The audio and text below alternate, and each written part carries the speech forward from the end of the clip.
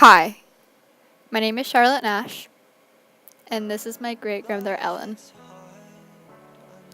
For about 53 years, she played organ and piano at the Casco Village Church in Maine, and that's where she met Dale. And yeah, that's me. Please excuse my haircut. Barely knew what that was back then. So, this is my whole family. And by this picture, you can totally tell Dale was a really happy person. He worked at Bonnie Eagle High School as a special education teacher, and I guess one day he asked my great grandmother Ellen to this horrible play, and that's where it started. So they were together for about 7 years, and in 2012 they got married.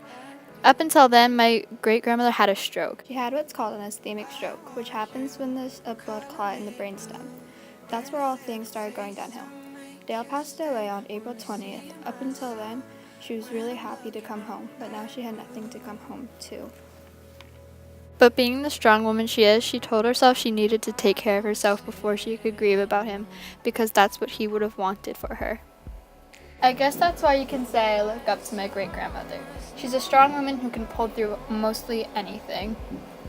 Even though Dale's loss was a big impact on her life, I know she can pull through it, and Dale will always be in our memories as someone who is happy, strong-willing, and a great person. Dale's last words were written on a card saying to Ellen, the most wonderful, beautiful, caring, loving, sweetest, nicest wife that a husband could ever dream of having. You stay, only seeing myself when I'm looking up at you.